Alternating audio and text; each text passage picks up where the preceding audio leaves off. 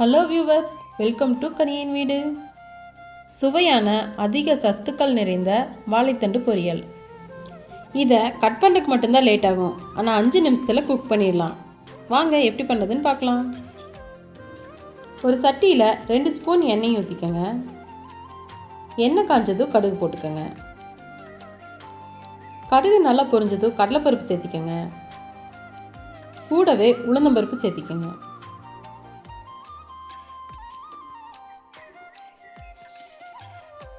இதில் காரத்துக்கு பச்சை மிளகாய் சேர்த்திக்கோங்க. முதல்லையே பச்சை மிளகாயை எண்ணெயில் வதக்கிக்கோங்க, அப்போ தான் காரம் நல்லா இறங்கும்.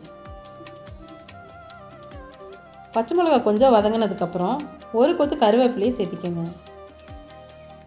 கூடவே பொடியாக நறுக்கின வெங்காயத்தை சேர்த்திக்கோங்க. நீங்கள் சின்ன வெங்காயம் சேர்த்திக்கலாம், பெரிய வெங்காயம் சேர்த்திக்கலாம், அது உங்கள் பிரியம். வெங்காயம் பச்சை வாசனை போகிற வரைக்கும் வதக்கிக்கோங்க. வெங்காயம் நல்லா வதங்கிருச்சு. வாழைத்தண்டை நாரெல்லாம் எடுத்துகிட்டு இந்த மாதிரி பொடியாக கட் பண்ணி வச்சுருக்கேன். இளந்தண்டை வாங்கினீங்கன்னா நார் கம்மியாக தான் இருக்கும். இதை வெங்காயத்து கூட சேர்த்திக்கலாம்.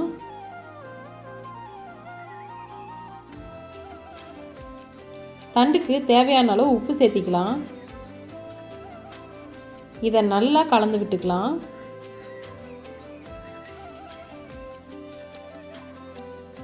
தண்டு வேகறதுக்கு தண்ணியெல்லாம் நம்ம சேர்த்த தேவையில்லை. அடுப்பை லோ ஃப்ளேமில் வச்சுட்டு மூடி வச்சுக்கலாம். 2 நிமிஷத்தில் குக் ஆயிரும். 2 நிமிஷம் ஆயிடுச்சு.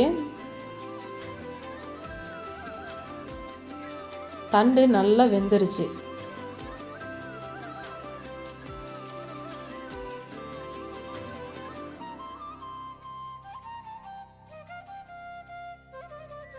இங்கே பாருங்கள் எந்த அளவுக்கு தண்டு வெந்திருக்குன்னு. அவ்வளோதான், தண்டு வெந்துருச்சு. இதில் நம்ம தேங்காய் துருவல் சேர்த்திக்கலாம். தேங்காய் நிறைய சேர்த்துங்க, அப்போ தான் டேஸ்ட்டு சூப்பராக இருக்கும்.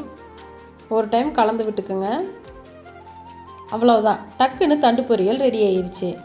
வாரத்துக்கு ஒரு டைம் தண்டு பொரியல் செஞ்சு சாப்பிடுங்க, உடம்புக்கு ரொம்பவும் நல்லது. நீங்களும் இந்த ரெசிபியை ட்ரை பண்ணி பார்த்துட்டு எப்படி இருக்குன்னு கமெண்ட்டில் சொல்லுங்கள். உங்களுக்கு இந்த வீடியோ பிடிச்சிருந்தா லைக் பண்ணுங்கள், ஷேர் பண்ணுங்கள். அப்படியே நம்ம சேனலை சப்ஸ்கிரைப் பண்ணி சப்போர்ட் பண்ணுங்கள். தேங்க்ஸ் ஃபார் வாட்சிங்.